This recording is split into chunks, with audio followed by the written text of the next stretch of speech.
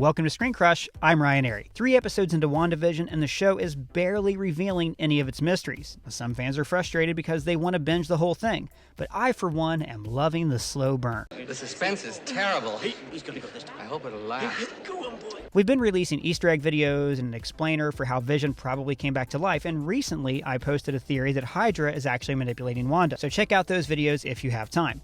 Now I'd like to talk about a completely different theory that would tie into Doctor Strange and the Multiverse of Madness. But before I speculate, I first want to go over all the things that we actually know for sure. I went over this in our last theory video, so if you saw that video and you want to skip ahead, go to this time code when I start talking about the new theory. We know that Vision has been resurrected, he's living inside a sitcom with Wanda. She can control this reality, deliberately by rewinding time, and also subconsciously, like making it rain when her water breaks. This world is being monitored by the government agency SWORD, which in the MCU stands for Sentient Weapon Observation and Response to Vision. The SWORD agent, Monica Rambeau, seen here, infiltrated this little pocket reality, but was kicked out by Wanda when her presence made her remember the real world. He was killed by Ultron, wasn't he? And whenever Vision's analytical nature makes him suspect that none of this is real, Wanda reorders the universe to make him fall in line. I think something's wrong here, Wanda.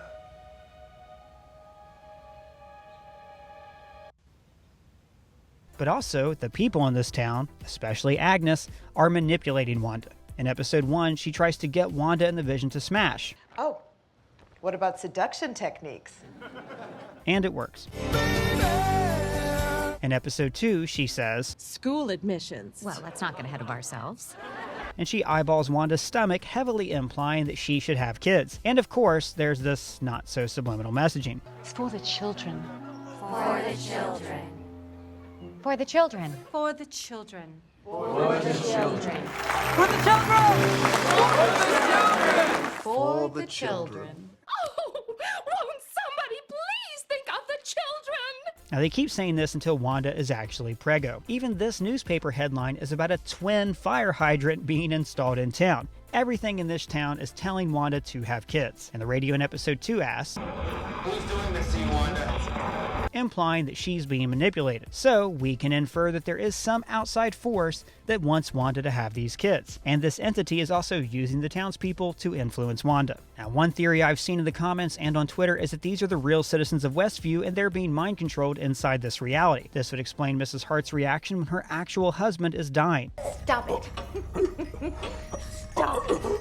Even though her physical gestures indicate that she's joking, her voice is afraid, like she's desperate for someone to save her husband's life. She's a puppet playing out a sitcom role in front of Wanda, but she's actually fully aware of her real life. In episode 2, the message on the radio shocks Dottie back to reality. Whoops, there goes gravity. Who are you? So we have regular people in a dreamlike state being mind controlled. But now, let's get back to the new theory. Welcome back to everyone who skipped the What We Know recap. We missed you, didn't we, everyone? In the comics, Wanda is a mutant, but she augments her powers with magic, like proper Doctor Strange magic. She's such a powerful sorceress that she's able to rewrite reality, or wish children into existence. So what mystical entity do we think could be manipulating Wanda? Now, a lot of people think the mystery villain is Mephisto. He's like the Marvel Comics version of the devil, and he's fought, among others, Doctor Strange. So this could be how the show leads directly into the Multiverse of Madness. And Mephisto and Wanda do have history in the comics. And there's also this line from Agnes. The devil's in the details, Bev. That's not the only place he is. And also the name of her rabbit Senor Scratchy just loves the stage. is a play on one nickname for the devil, Old Scratch. The beekeeper also comes out of the ground, surrounded by insects. Now these could be flies, as Satan is called the Lord of the Flies. Now this could also explain why the color red is so prevalent, because of its connection to the devil. But honestly, I don't think so. I don't think Mephisto's the main villain. I mean, for one, it's kind of too obvious. The red connections are probably a reference to the reality-changing energy that Wanda shoots out of her hands.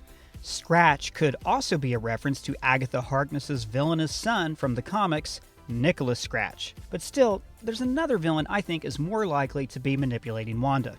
But first, I gotta talk about the comics. In the books, Wanda's mentor is an actual centuries-old witch named Agatha Harkness. Now, I've theorized since the first trailer that this is Agnes's true identity. After all, Monica Rambeau was called Geraldine inside the TV show, so Agatha could have a different character name inside this reality as well. Also, Agnes wears a cape and a brooch, just like Agatha. She rides a bike like Mrs. Gulch, who turned into a witch. And she dresses as a witch in the trailers, so they sure want us to think that she's Agatha Harkness. Anyways, Agatha, in the books, teaches Wanda how to use actual magic in conjunction with her abilities. Then, while visiting a secret city filled with witches, Agatha's grandchildren burned her at the stake. That released her witch essence, great band name I call it. So this energy flows through Wanda and she uses it to create her twin sons, Billy and Tommy. But then later, another writer took over and brought Agatha back from the dead with no explanation, so she could tell Wanda that she was actually imagining her children into existence. It turned out that these kids were actually shards of Mephisto's soul. Basically, they were the devil's Horcruxes. Great band name I call it. This set off a chain of events that eventually drove Wanda insane. Eventually, the kids come back as teenagers, they form the Young Avengers, and we actually made a whole video about that if you want to watch it later on. Now, I tell you all this so you'll know that in the comics, Agatha is Wanda's mentor. She's not always forthcoming, and Wanda's children are very, very important mystical beings. Everyone in this town, even the town itself, is trying to encourage Wanda to create these kids. For the children.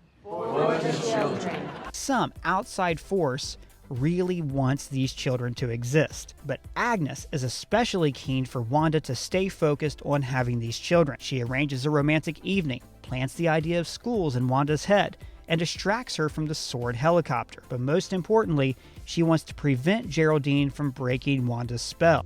Is Geraldine inside with Wanda? She came here because we're all... Stop it! So, what was Herb going to say? Personally, I don't think this is about Mephisto or that they're in hell. I think Herb was about to say because we're asleep, or because we're dreaming. Why? Well, okay, look at Geraldine. After she's banished from Oz, the first thing she does is wake up. And the song playing is Daydream Believer by the Monkees.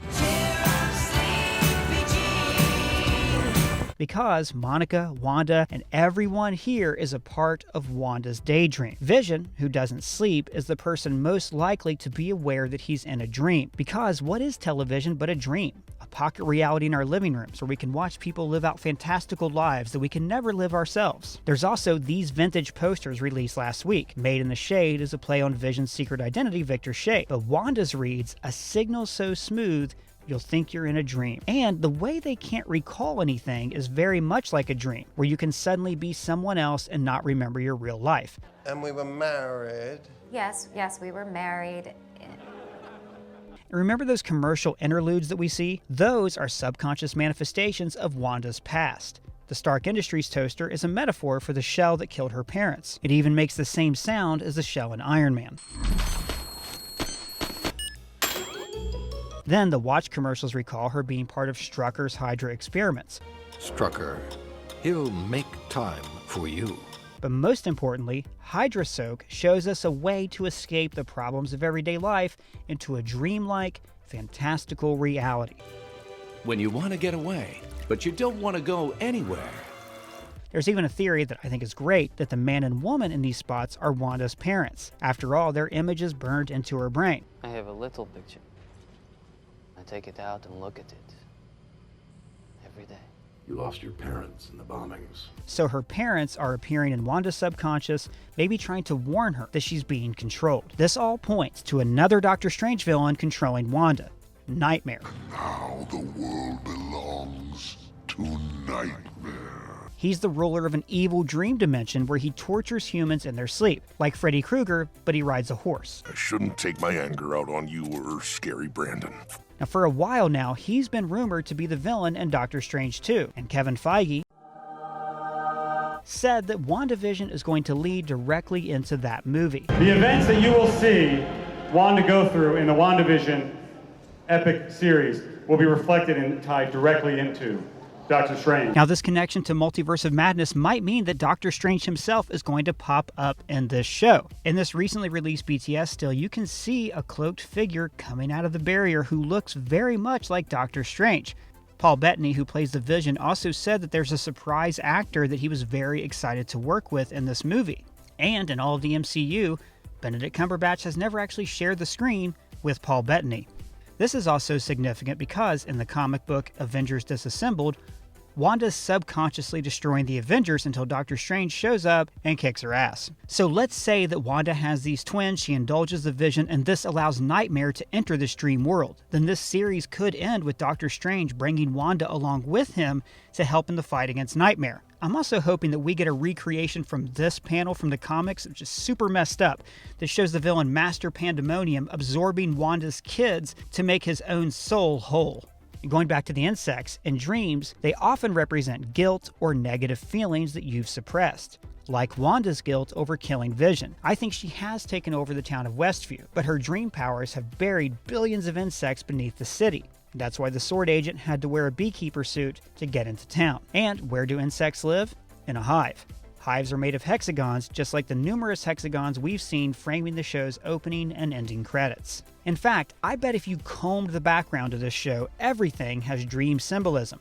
Giraffes can represent reaching for your goals.